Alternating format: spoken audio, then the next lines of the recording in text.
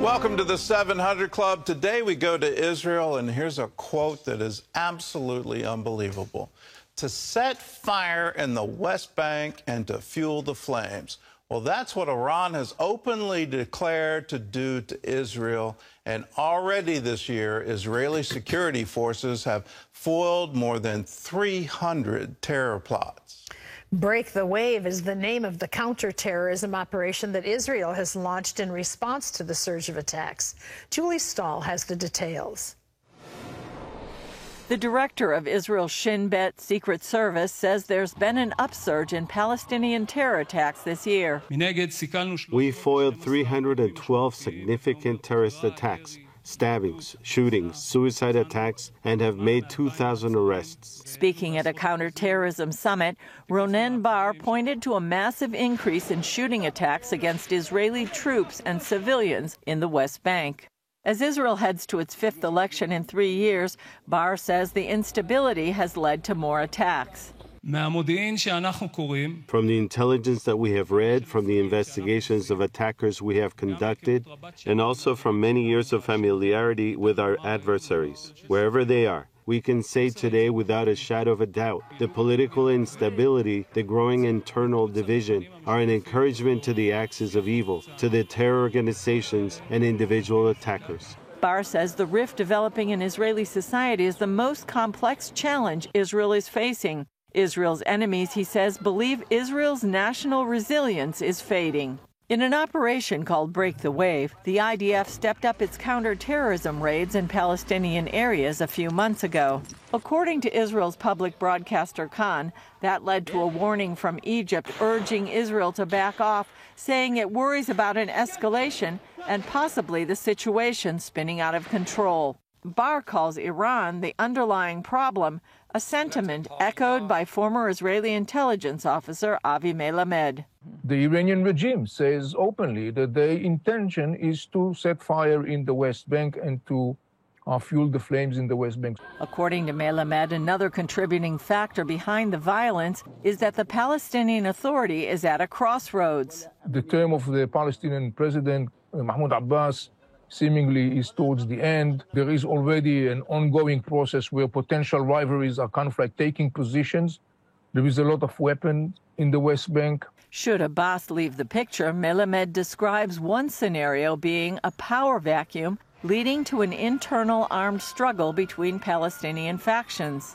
And even now, there's weakening of the Palestinian Authority's sovereignty in parts of the West Bank in places like Jenin, Hebron, and Nablus. This is a very alarming process, and this is, by the way, one of the major reasons Israel is constantly and recently increasingly intercept that phenomenon, and particularly in those hubs or pockets. According to Bar, the PA security forces need to be strengthened in order to restore calm, and their public wants that too. But it's up to the PA to do it. Julie Stahl, CBN News, Jerusalem. Well, the ideology is what's really fueling this, and it's an ideology of destruction. Children, grandchildren, and now great-grandchildren have been raised in this ideology that they need to drive Israel into the sea, and they need to wipe Israel off the map. They have no concept of a two-state solution. They don't want it at all. They've never even tried to build for it.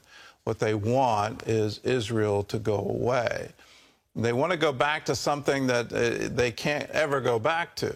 And when you look at the history of this region, whether it was under the Ottomans or under the British Mandate or under Jordan and Transjordan, there was never this independent state for centuries. And so it literally makes no sense to me. We have to look at that ideology and call it out for what it is, and it's evil, and it's absolutely being fueled by Iran.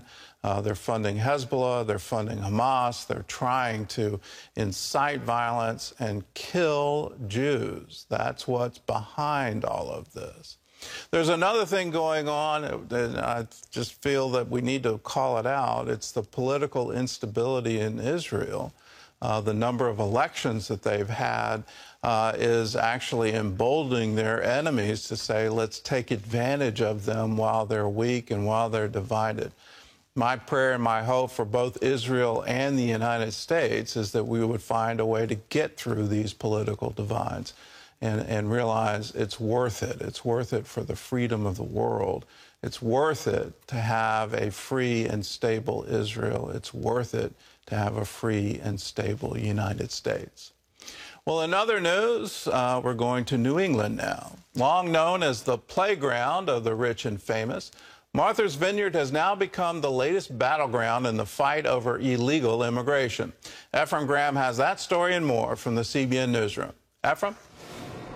Gordon, Florida Governor Ron DeSantis flew about 50 undocumented Venezuelan migrants from Texas to Martha's Vineyard this week. He said the goal is to protect Florida from the consequences of President Biden's open border policies.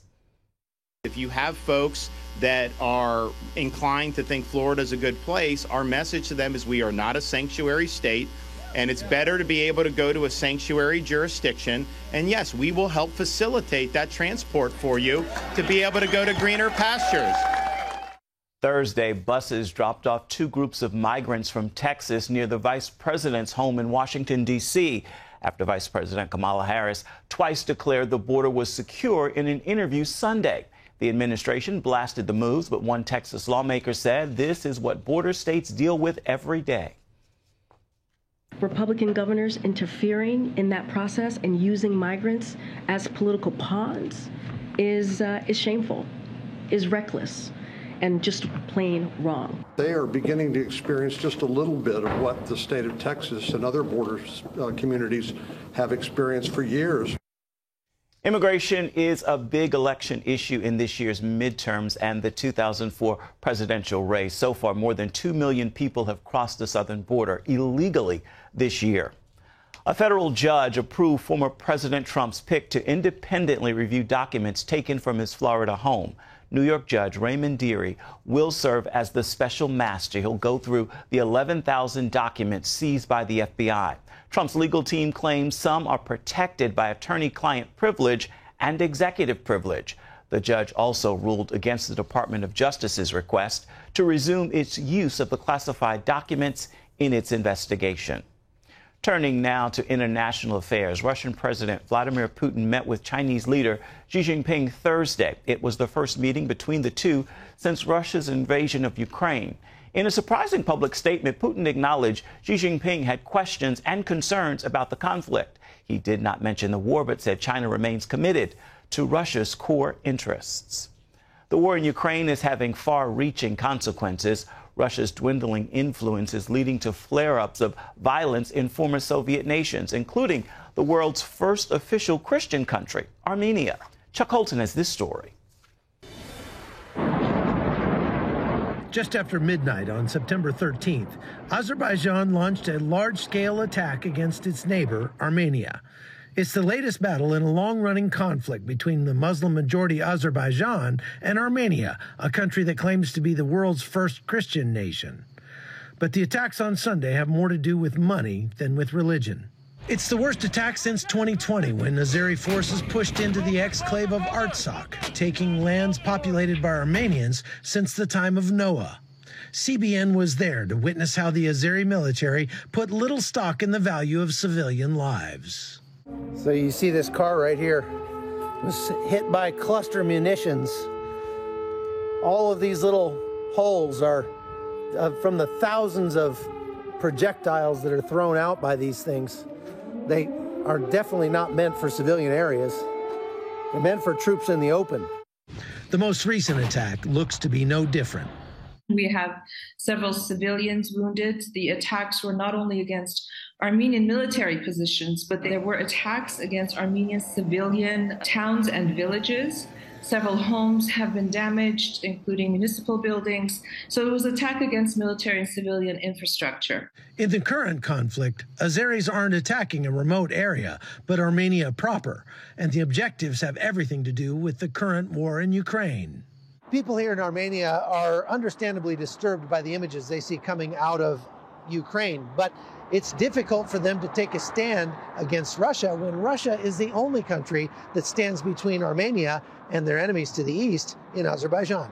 It's extremely concerning because they are attacking the sovereign territory of the Republic of Armenia, escalating this situation, this theater of hostilities to an all-time high. And it's a very, very dangerous situation at the moment. The reason they want that is the connector between Azerbaijan and the autonomous country of Nakhchivan to Turkey.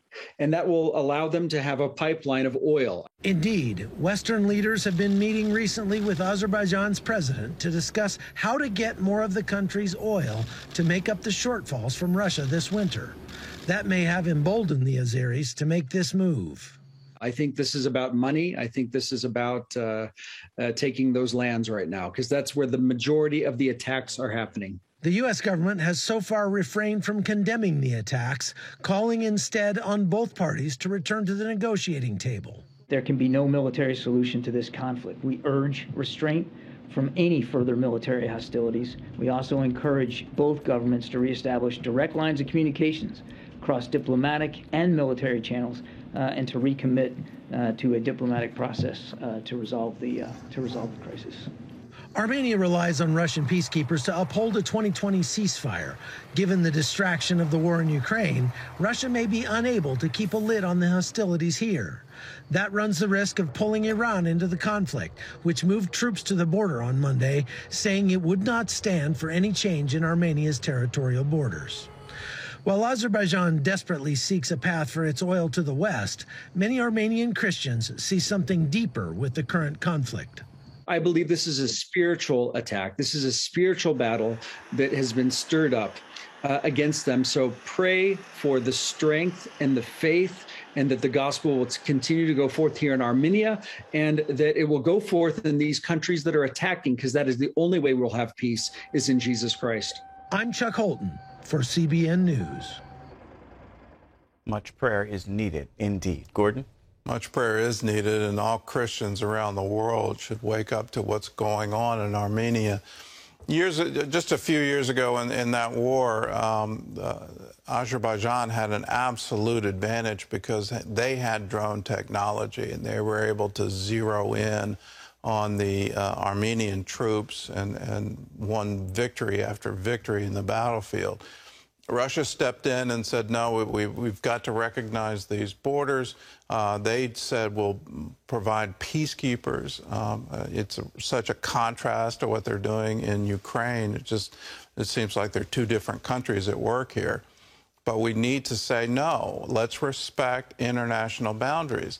It's been a fundamental of international law since the League of Nations, since President Woodrow Wilson, that you have a right of self-determination. Armenia has been an independent country for literally thousands of years. And let us reinforce their right to be an independent, free nation.